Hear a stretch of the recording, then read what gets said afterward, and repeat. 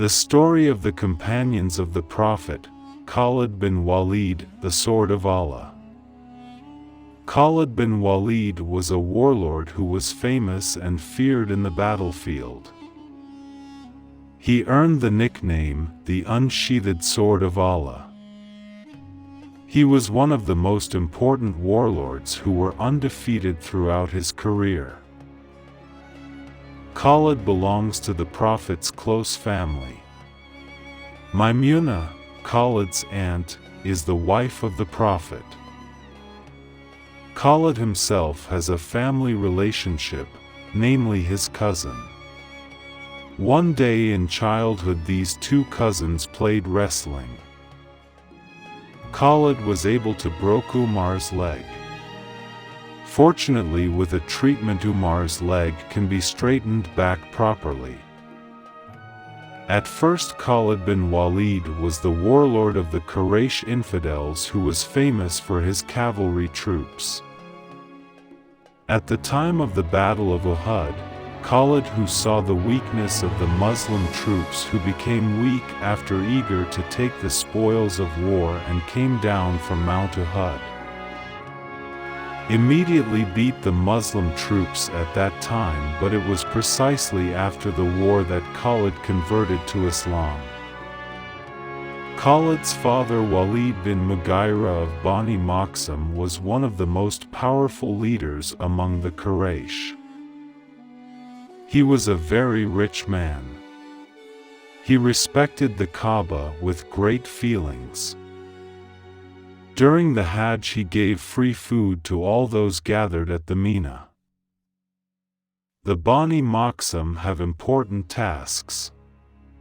If there is a war, they are the ones who take care of the armory and combat personnel. It is this tribe that collects horses and weapons for the soldiers. There is no other branch of the Quraysh tribe that is more proud than the Bani Makhzum. The deadly siege of the Muslims in the valley of Abu Talib, it was the Bani Makhzum who first raised their voices against the siege. When Khalid bin Walid converted to Islam, the Messenger of Allah was very happy. Because Khalid had the ability to fight, who could defend the banner of Islam and elevate the sentence of Allah with the struggle of jihad. On many occasions Khalid was appointed warlord and showed victory over all his jihad efforts. During the reign of Abu Bakr, Khalid bin Walid was appointed commander of the Islamic army of 46,000, facing the Byzantine army with a total of 240,000 troops. He was not at all afraid to face it. He was only worried that he could not control his heart because of his appointment in the war known as the Yarmouk War. In the Battle of Yarmouk, the number of Islamic troops was not balanced with the enemy's many times. In addition, the Islamic troops led by Khalid were unequipped, untrained, and of inferior quality. This was different from the Roman army, which was well armed and well trained, and there are more of them.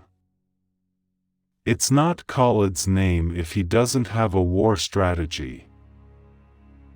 He divides the Islamic troops into 40 contingents of 46,000 Islamic troops to give the impression that the Islamic troops seem bigger than the enemy.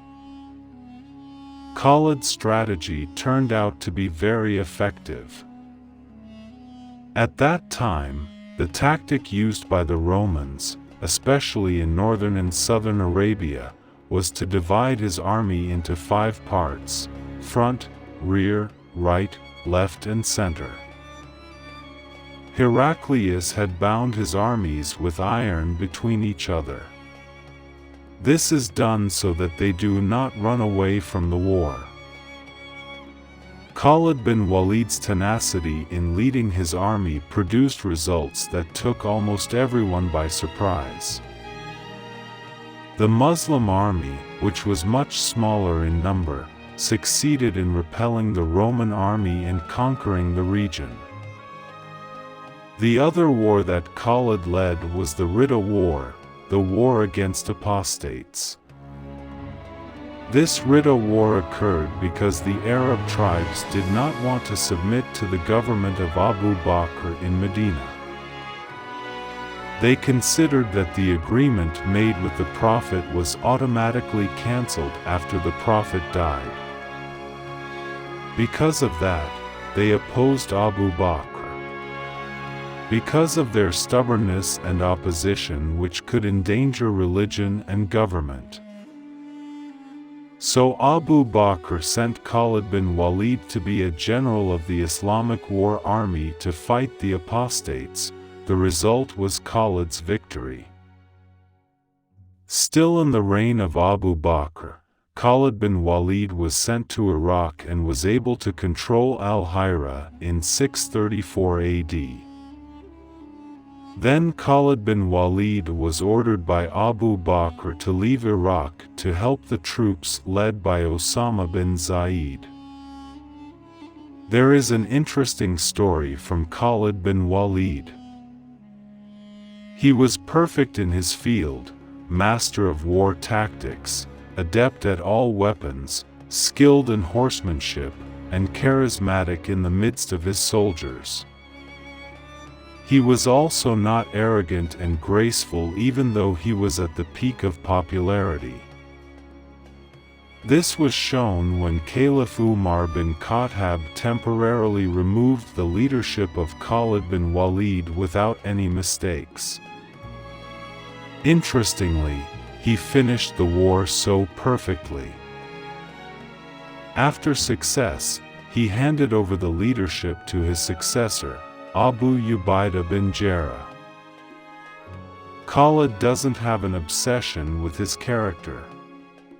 He doesn't make popularity his goal. He sees it as a struggle and just wants the pleasure of the Creator. That's what he said in response to his change: "I am fighting for the glory of Islam, not because of Omar." So, regardless of his position, as long as he can join the war, Khalid's stamina remains excellent. That is the sincere value that a friend of the Prophet like Khalid bin Walid wants to hold. Khalid bin Walid was finally called by the Caliph. Umar bin Khattab was crying. Not because he regretted replacing Khalid, but he was sad because he didn't have time to restore Khalid's position before finally, the sword of Allah took a special position in the sight of Allah.